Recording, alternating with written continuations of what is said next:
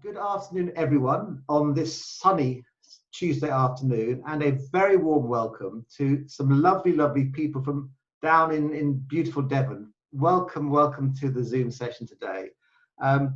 Now, one of the overriding characteristics of COVID-19 and the lockdown has been witnessing the number of sort of gratuitous, random acts of kindness, giving, selflessness out there, which is amazing to behold. And during today's conversation, we'd like to explore the joy of giving to others and the benefits to other people, as well as the benefits to ourselves of giving itself. And each of the people on the screen, I know, not personally, but from their experience, they've had lots and lots of exposure to giving kindness to other people. So I'm so pleased that you could be here for the next sort of 25, 30 minutes or so.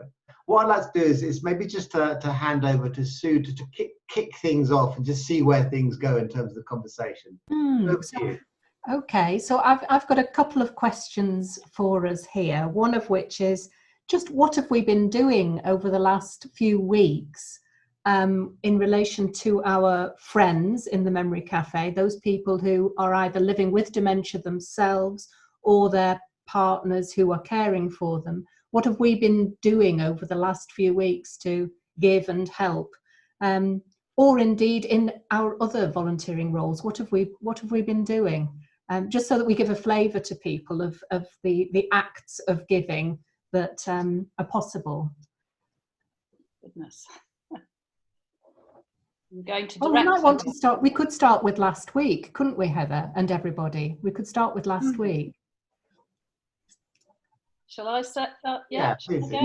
Yeah, last week. Well, last week, I think I'd quite like to say that one of the hardest decisions that I've ever had to make was suspending all of our Memory Cafe activities. Yes.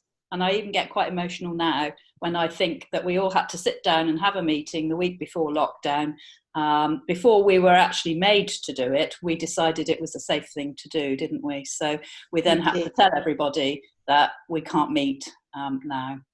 But having said that, our bunch are so resilient, our volunteers and all of our friends, our carers and people with dementia, they've humbled me, to be honest, in how everybody has pulled together and just got on and dealt with it.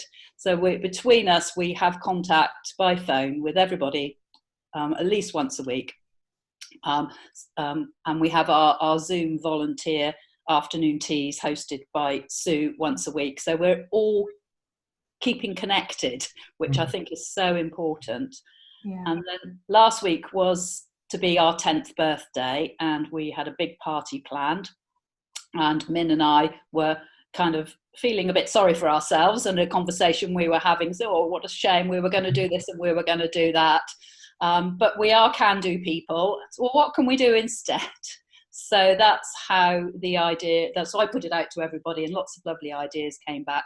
The idea of having a virtual cream tea came up. So we managed to get 88 cream teas done up, and through a cascade of volunteers delivered all around East Devon. And that was one of the most enjoyable afternoons I've had in a long time, sort of more late morning, knocking on doors, putting it down, standing back and being greeted by a huge smile and such gratitude from people for this very small, humble gift, but such gratitude that we had thought to do that. And Min will tell you about all the letters and cards and emails of thanks that have come back from us doing that one small thing. So that was... It might be worth me just saying what we would normally be doing in a normal run-of-the-mill period of time without COVID is that we would be meeting our friends, and there are up to about 40 couples that would come along to a Memory Cafe once every fortnight. And we would also be running an ambling group. We would be running outings. We would be running a nostalgic cinema where people come along to the cinema and we watch old films together and sometimes dress up. So these people we would be seeing face to face probably every week, most of them. And so there would be lots of contact. So it's really different. And living with people, my dad died with Alzheimer's, and I know what it is like living with somebody that is you have lost them mentally, but they're still here physically in all sorts of guises. It's incredibly challenging. So for the people who are in lockdown at the moment, our carers with their loved ones, it's wonderful that we are able to still do something. Yeah. Min and Win, probably Min first and then Win. Would you like to speak a little bit just about perhaps one or two snippets, not too much, but one or two snippets of without betraying confidence, around the sorts of contact you're having over a week? On a Thursday morning, usually, I ring Win and I split because we don't want to double up. She does the carers group, but I do the memory cafe people. And I ring them, and now every week for contact, to make them sure they're okay, to make them know that we haven't forgotten them. And I've only got to ring now, and some of them say, oh, it's Thursday and it's Min. And for some people, that was the only telephone call that they'd had from one week to the next. This one man calls me Florence now every week when I ring. But I am amazed how stoical they are. They accept the situation. Some of the carers, they accept the situation. And in fact, by staying home, they do feel safe. And I think the problem may be when we're allowed out a bit more, some of them are going to find that difficult as well, coming out. But I've had some lovely conversations with people, and I've learned so much about them. I get one man sings to me every week. It's just lovely, and I do miss them.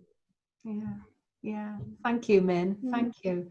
Win, what would you like to add there about your phone calls? Yes, I can. Everything Min has said, I could repeat and say myself, but also for me, a little bit like Min ended up with, is the fact that when you run a group, and I've usually got between 30 and 40 carers in my group, even though I support 72 of them by email and about 50 by telephone. But when you have a big group, it's very difficult to speak to every one of them. I do have 3 other volunteers that help with making coffees and teas and that sort of thing, and one that signs them in. But at the same time, you feel you like to try and speak to everybody. But then we also have an activity. So it's very hard to get to speak to everybody. But with the COVID-19, because I'm the one that does all the phoning, I spend 3 afternoons a week, Wednesday, Thursday and Friday. And each telephone call is a minimum of 20 minutes, which I'm amazed at. But that's what happens. And they love to talk. And they tell me all sorts of things about themselves that I've never ever known, and I've got to know them so well. And we had 4 new carers that only came once before we broke down, and I feel I've known them for years. And they know about me. They ask all personal questions, which is lovely. They're really interested in my life too, and we talk about things. But also, of course, my job is to help them with any panics, any trauma and things like that. So because I'm connected to Devon Carers, that's my first port of call. But I've got lots of local connections as well. We all work together. So, you know, I can refer to OTs and of course to the doctors, and I sometimes go to Heather or think, what would Heather do, because she's been my inspiration, you know. And so it, for me, it's been really, really lovely. And the carers love the phone calls. They say so. I have little cards from them saying, you know, oh, thank you so much. What you do is wonderful. But what they don't realise, yes, it is wonderful, but for me. It's Works true. both ways. You give, Absolutely. I actually think that I get more from phoning them than they get from my phone call. Yeah. And it's something you can't explain to somebody that hasn't been a volunteer. Yes. It's impossible to explain to them. They think it's almost like putting yourself on a pedestal, and this is what you're doing because you want other people to think you're doing fantastic work. They have no idea what it does to you, the self-satisfaction and the it's the well-being of yourself that you can do this and give back. As I say, the reason that I wanted to give back was because I felt there was a huge gap when I was a carer, and lots of the things that I would have liked to know beforehand just wasn't available, or if it was, I didn't know where to go for it. And that's what I tried to do. I tried to inform the carers, and if they ask me a question I can't deal with, I will soon find somebody that can, or get the information and get back to them. And yeah, that's what it's all about. Very much what they obviously get out of it, but also what it does to me. Yeah, thank you, Wynne. And you've said something there that I wanted to pick up at some point, which is for those people watching, you may not know that on the NHS mental wellness website, the fourth thing in the list of 5 things to do to keep your mental wellness strong is to contribute to others, is to give to others. It's a thing. It is a thing, is to give to others. And I agree with Wynne completely.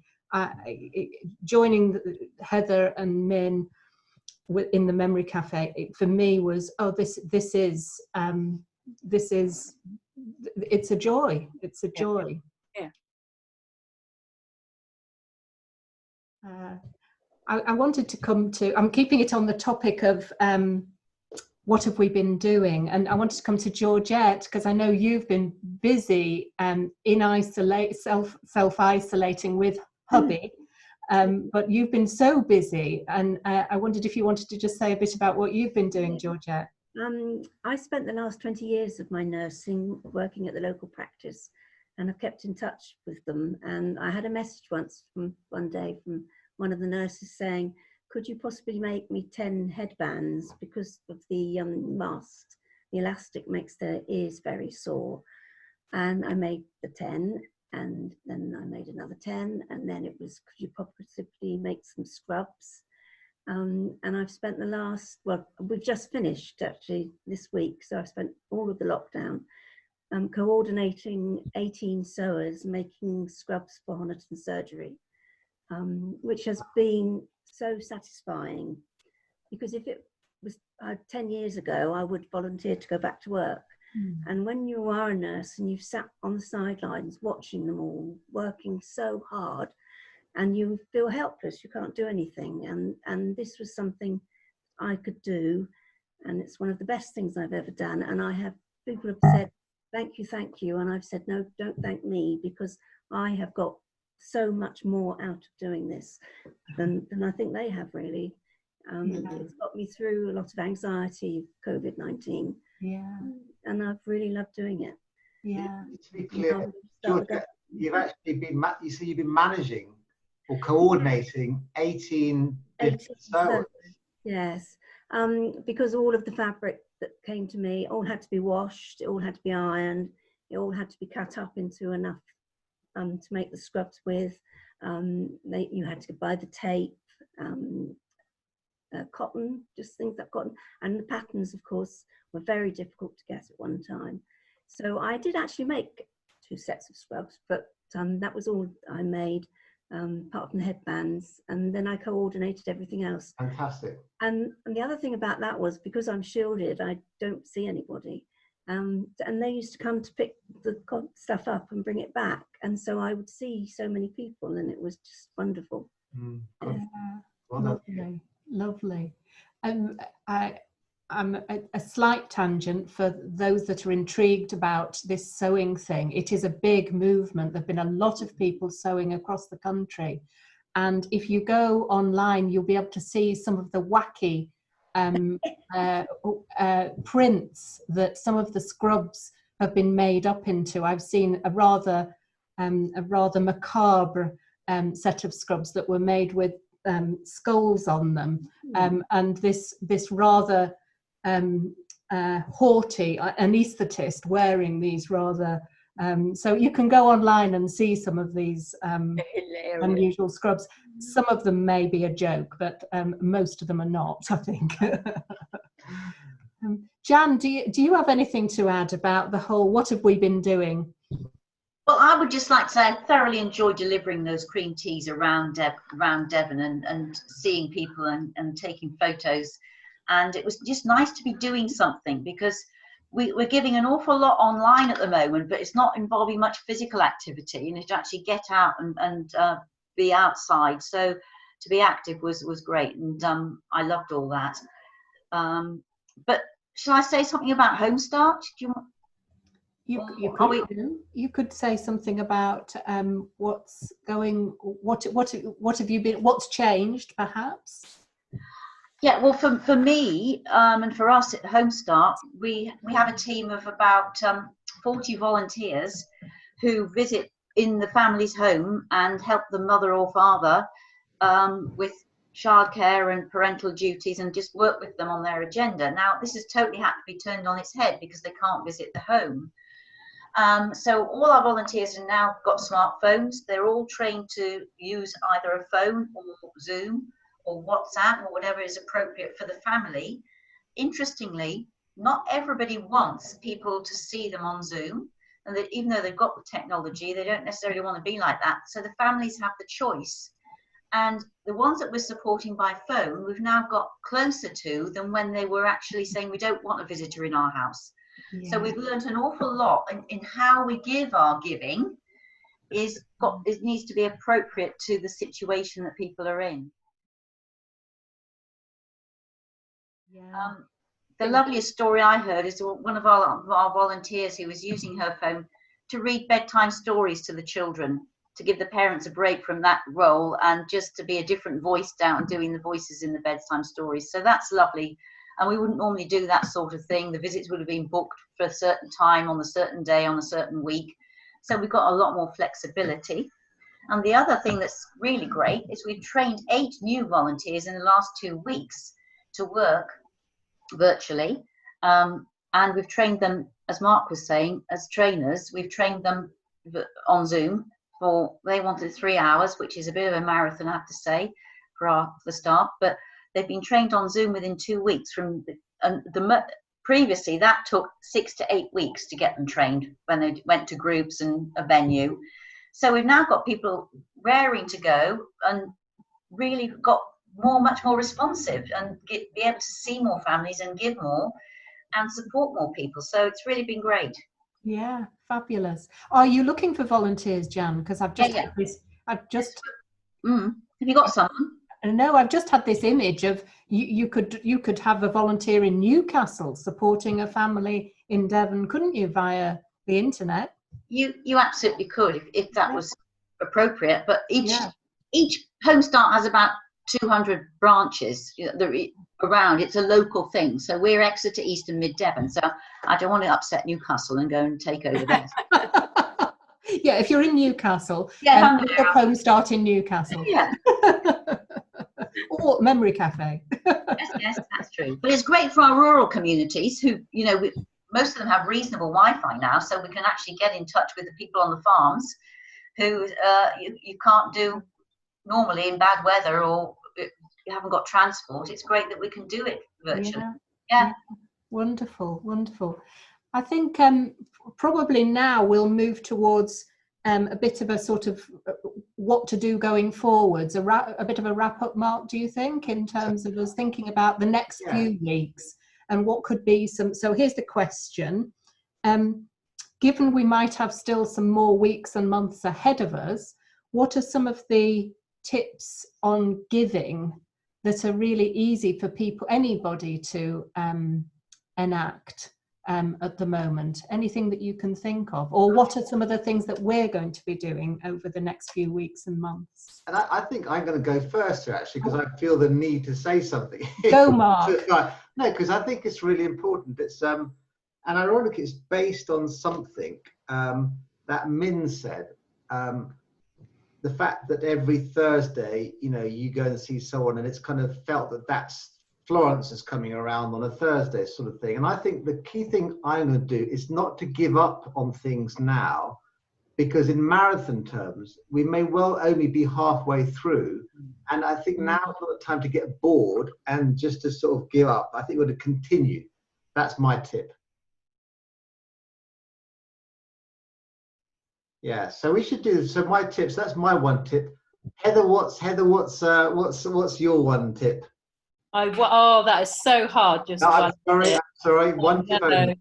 Because I'm aside this coordinating a whole COVID-19 support network in Honiton, and I think volunteer fatigue is a real concern now. So for me personally, I think it's going to be supporting all the volunteers to keep giving, because that is, as a marathon, is pretty tough, really. Okay.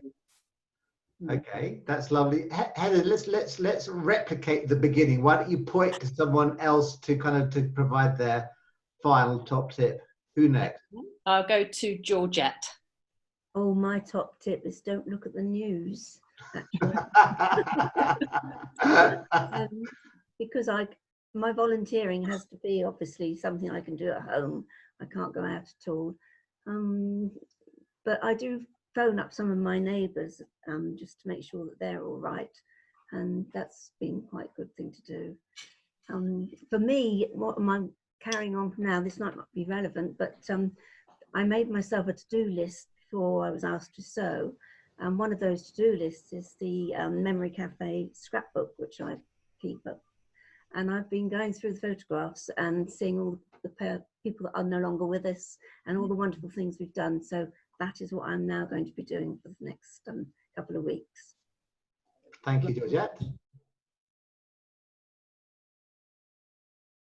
Who would you like to provide their top tip? Jan. I think for me, I've actually been going out because I'm not locked, I'm not in that shielding or anything like that, but I think it's to talk to people who might be frightened of going out. Min was hinting that people are they going to come, about what it's like out there, because it isn't as bad as it looks on the news. And you don't have to look like Bournemouth Beach every time you go out. There are very, very sensible and caring people who will help you keep your social distance and everything else. So I think let's talk up what it might be like in the future, so that we can drip feed things to people to say it's okay out there, really. The world hasn't changed completely. There's still lots of things you'll recognise. There's still lots of things you can do, just do them slightly differently.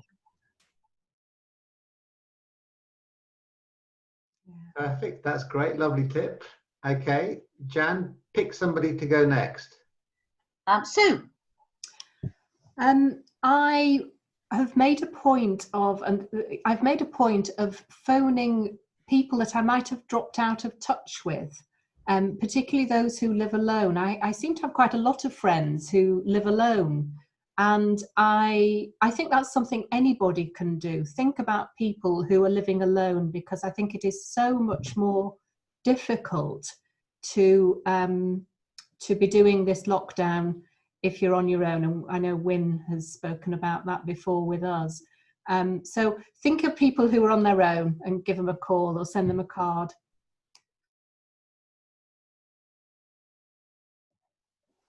Okay, thank you, Sue.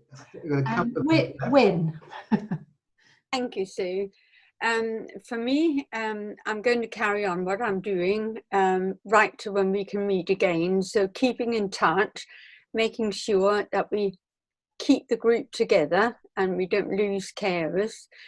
But also, one of my main jobs is to make sure that the carers while they can, have got a contingency plan in place. It's vital for a carer to have a plan B in case she can't plan anymore. And Devon Carers have recently done a new contingency plan that we're trying to get all the carers to do. We are very lucky, actually. We've got a dementia nurse, an Admiral nurse in Honiton, who also works hard on the same thing. And between us, we're hoping to get all the carers to do a contingency plan. And also there's things like some carers haven't even got a power of attorney.